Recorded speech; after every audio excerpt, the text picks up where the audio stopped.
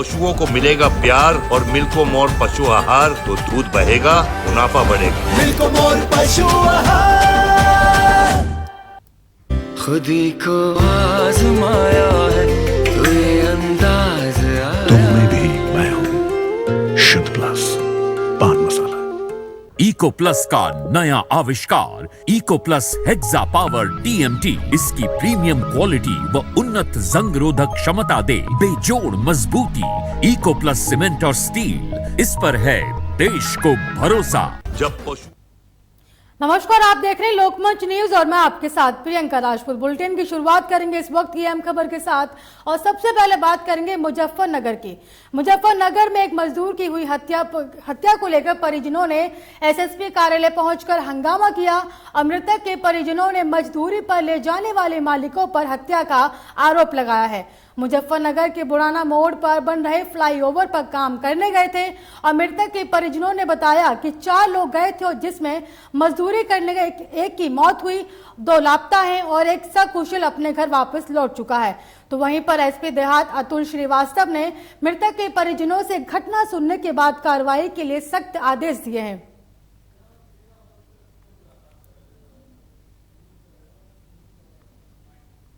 हम गाड़ी पे गए थे तो लेके गया था, मेरे को 3-4 जगह जा चुके हैं हम पहले भी।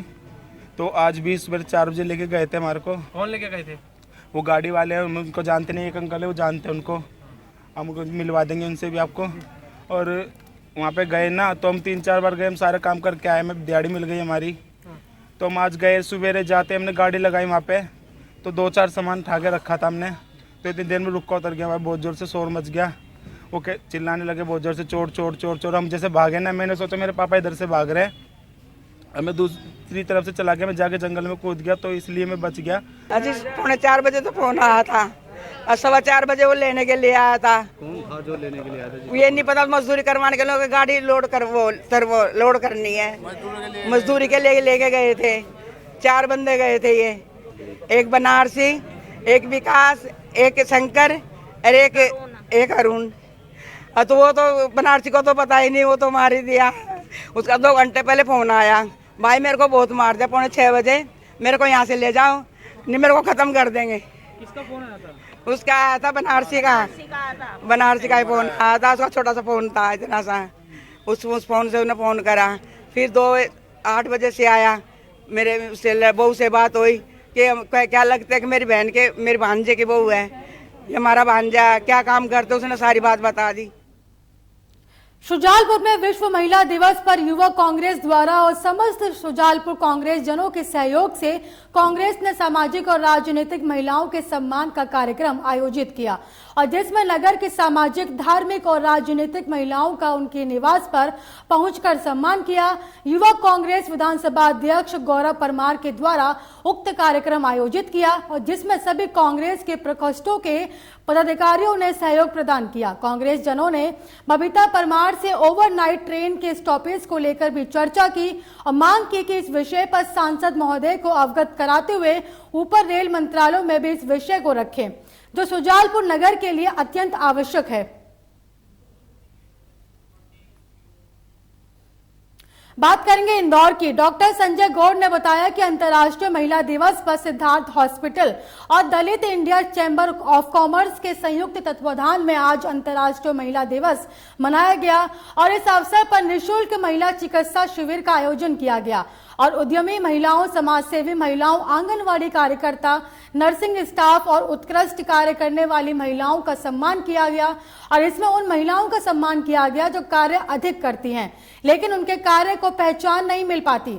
सम्मानित होने वाली महिलाओं में संध्या के अलावा राधा भारती, पूनम रायकवार, कल्पना सपना वर्मा, प्रभात चौक से प्रतिभा राठौर, नेहा राय को सम्मानित किया गया। सहयोग और आभार डॉक्टर मनोज विद्वान रहा।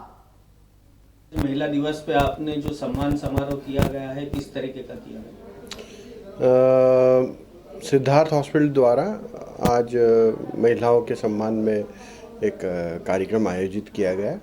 उनके श्रम को, उनके अचीवमेंट्स को सम्मानित करने के लिए जितनी भी श्रमजीवी महिलाएं थी, साथ में जो ऑफिसर्स थी जिन्होंने अपने क्षेत्र में अच्छा परफॉर्म किया है, साथ ही उनके लिए निःशुल्क कैंप भी आयोजित किया गया था, और जिसमें उनके स्वास्थ्य को लेकर जो भी समस्याएं रहती उसकी स्क्रीनिंग की गई थी। और आज महिला सम्मान किया गया, ये आपका विचार कैसे आया महिलाओं को सम्मान करने? सर, ये अस्पताल खुले हुए हमें 1 साल ही हुआ है, और इस दौरान ये अस्पताल के खुलने के पीछे भी एक कहानी है, जहां हमने हमारे माता पिता को, खासकर मम्मी को भी, उनको भी 90% जो है कोविड के दौरान लंग्स डैमेज हो चुके थे, और हमने उस दौरान देखा कि कितनी भाग दौड़ी है। कहीं किसी के पति भर्ती थे अस्पतालों में, कहीं कुछ। तो महिला जो है एक ऐसी शक्ति है जो कभी हार नहीं मानती है, और क्या है, वो भागा दौड़ी करके कहीं ना कहीं अपने परिवार को सुरक्षित रखती ही है। तो ये मेरे दिमाग में पहले से ख्याल था, और सर और सबके आशीर्वाद से हमने इस दिवस का काफ़ी इंतज़ार किया था। तो 1 साल बाद जब हमें मौका मिला कि महिला दिवस पे कुछ किया जाए, तो क्या किया जाए, तो इससे अच्छा दिन कुछ नहीं था, कोई नहीं था। तो हमने यहाँ पर महिलाओं के लिए जो बेसिक चीज़ें होती है, जैसे आंगनवाड़ी महिलाएं हो गई, ये लोग भी अपने परिवार को भी संभालती हैं, साथ में दूसरे के परिवार का भी ख्याल रखती हैं। तो इन सब लोगों का सम्मान करने में क्या बुराई है? तो हम ऊंचा दर्जा नीचा दर्जा नहीं देखते सर, हम फ्लेक्सिबल रहना चाहते हैं और सभी टाइप की महिलाओं का। अंतर्राष्ट्रीय महिला दिवस के अवसर पर इंदौर की सेज यूनिवर्सिटी द्वारा नारी शक्ति का सम्मान करने के लिए कार्यक्रम का आयोजन किया गया, जिसमें विभिन्न क्षेत्रों की हस्तियां जिन्होंने कला, साहित्य, प्रशासन, पुलिस, राजनीति और चिकित्सा के क्षेत्र में रहते हुए समाज के लिए उत्कृष्ट कार्य किए हैं, ऐसी महिलाओं को अंतर्राष्ट्रीय महिला दिवस पर सम्मानित किया गया। और इस अवसर पर पद्मश्री जनक पलटा ने कहा कि ऑडिटोरियम में बड़ी संख्या में महिलाएं मौजूद हैं, लेकिन वे जो बाहर लड़के खड़े हैं उन्हें भी ऑडिटोरियम में होना चाहिए था, और कई मायने में लड़कियों से और महिलाओं से उन्हें सीख लेना जरूरी है। उन्होंने आगे कहा कि किस तरह से उन्होंने समाज सेवा को चुना और आदिवासियों के लिए बेहतर तरीके से काम किया। उनके पति ब्रिटिश मूल के रहे, जिन्होंने उनका हर कदम पर साथ दिया, और विमेंस डे के कार्यक्रम में बहुत सुंदर प्रस्तुतियां यूनिवर्सिटी के विद्यार्थियों द्वारा दी गई, और जिनमें एक प्रस्तुति 2 देवदासी प्रथा को रेखांकित करते हुए भी बहुत दमदार रही। और इसके अलावा लता मंगेशकर की याद में उनके गाए हुए गानों पर नृत्य भी प्रस्तुत किया गया। आज जो यहाँ पर सम्मान समारोह किया गया है, सेज विश्वविद्यालय में अंतर्राष्ट्रीय महिला दिवस के उपलक्ष्य में सम्मान समारोह का आयोजन किया गया, जिसमें हमने हर वर्ग की महिला को सम्मानित किया है, चाहे वो शिक्षा से हो, चाहे वो नाटक से हो, चाहे वो किसी भी कला से हो। और यहाँ पर उनकी जितने भी उनके अचीवमेंट्स थे उनको नवाजा गया है। और फिर से ले लो कट कर। सबसे पहले मैं महिला दिवस की पूरे देश, पूरे इंदौर की महिलाओं को हैप्पी वुमेंस डे बोलना चाहूँगी, और सेज यूनिवर्सिटी को धन्यवाद देना चाहूँगी कि इतना अच्छा प्रोग्राम उन्होंने रखा, इतने अच्छे अच्छे परफॉर्मेंस रखे, जहाँ पर साफ दिखाया जा रहा है कि आज महिलाएं कितनी सशक्त हैं और कितने अपने कदमों को आगे बढ़ा रही हैं और कितने आगे चल रही हैं। उत्तराखंड में 10 मार्च को होने वाली विधानसभा चुनाव की मतगणना को लेकर नैनीताल पुलिस ने हल्द्वानी में रोड प्लान तैयार किया है, और जिसको लेकर एसएसपी नैनीताल द्वारा कुछ इस तरह रोड मैप तैयार किए गए, जिसमें पर्वतीय क्षेत्रों से आने वाले समस्त छोटे बड़े वाहन जिन्हें बरेली रोड, रामपुर रोड में जाना है, और नारीमन तिराहा, काठ गोदाम से कोला बाईपास मार्ग से होते हुए 3 पानी तिराहे से अपने गंतव्य तक पहुंचना है। छोटे वाहन भी इसी मार्ग का प्रयोग करेंगे। और बता दें कि रोडवेज की बसें जिन्हें पर्वतीय क्षेत्र की ओर जाना है, और रोडवेज स्टेशन के पूर्वी गेट से वर्कशॉप लाइन होते हुए तिकोनिया चौराहे से केनाल रोड और कल्याणपुरा चौराहे से पानी की टंकी से पंचक्की तिराहा होते हुए अपने गंतव्य पहुंचेगी। वहाँ पे जितने भी लोगों का मूवमेंट होगा वो पैदल होगा। आम पब्लिक को असुविधा न हो, इसलिए इस ट्रैफिक प्लान को पहले ही मीडिया में दिया जा चुका है।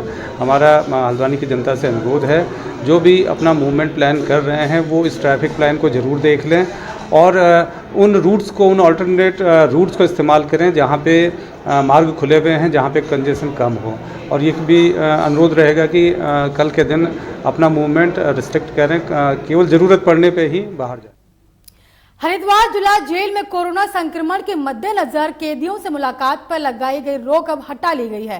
कैदियों के परिजन अब सामान्य प्रक्रिया के तहत मुलाकात कर सकेंगे और इससे उन्हें राहत मिली है। संक्रमण की तीसरी लहर को देखते हुए जिला जेल में कैदियों से मुलाकात प्रतिबंधित कर दी गई थी। उनसे पहले आरटीपीसीआर रिपोर्ट लेकर आने वाले लोगों को उनके परिजन से मुलाकात करने दी जा रही थी। अब ऐसे में कैदियों से मिलने के लिए परिजन परेशान हो रहे थे। रोजाना जेल के मुख्य द्वार से परिजनों को वापस लौटना पड़ रहा था। तो वहीं पर बता दें कि जेल के अफसर मुलाकात के संबंध में आदेश न आने की बात कहकर अपना पल्ला झाड़ रहे थे।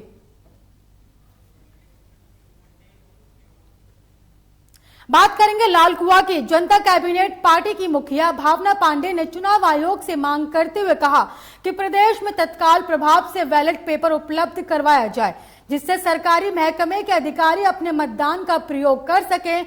और यहां लाल कुआं पहुंची जनता कैबिनेट पार्टी की मुखिया भावना पांडे ने बीजेपी पर गंभीर आरोप लगाते हुए कहा कि बीजेपी चुनाव में पूरी तरह हार रही है, जिसकी बौखलाहट साफ देखी जा सकती है। उन्होंने आगे कहा कि चुनाव परिणाम को आने में मात्र एक दिन बचा है। अब ऐसे में चुनाव ड्यूटी में लगे सरकारी कर्मचारियों को बैलेट पेपर उपलब्ध नहीं कराए गए हैं, जो कि किसी बड़ी साजिश की तरफ इशारा करता है। उन्होंने ये भी कहा कि बीजेपी सरकार बनाने के लिए खरीद फरोख्त करना चाहती है और जिसके लिए बीजेपी के प्रभारी उत्तराखंड पहुंचे। उन्होंने ये भी कहा कि बीजेपी निर्दलीय प्रत्याशियों को भी फोन कर रही है और उन्होंने ये भी कहा कि हम किसी तरह की खरीद फरोख्त नहीं होने देंगे। कोई खरीद फरोख्त नहीं कर सकती है। हरीश रावत जी के चेहरे पर जनता ने मतदान किया है, तो कांग्रेस 40 से 48 सीटों पर आ रही है, तो कहाँ खरीद फरोख्त कर लेंगे। ये लोग लगे हुए हैं 17 की तरह से सोच रहे हैं कि हम लोगों को खरीदे और खरीदे। इस समय जनता बड़ी जागरूक है। अभी भावना दीदी ने, हमारी बहन ने कहा है कि इस तरह से खरीद फरोख्त हम उत्तराखंड में नहीं होने देंगे। परिवारी लोग सतर्क रहे। त्राईमाम कर रही है और बीजेपी फिर अपना पुराना राग लेके घूम रही है कि भाई हम लोग सरकार बनाएंगे, क्योंकि बीजेपी बिल्कुल सरकार नहीं बना रही है। इस बार सरकार बना रही है कांग्रेस और 40+ होगी कांग्रेस। अगर कोई गड़बड़ी करी तो समझ लीजिए बैलेट पेपर की गड़बड़ी होगी। और वैसे ऐसा कुछ नहीं होगा। लाल कुआं विधानसभा से हरदा निश्चित 10,000+ वोटों से जीतेंगे। फिलहाल मुझे दीजिए इजाजत और देखते रहिए लोकमंच न्यूज।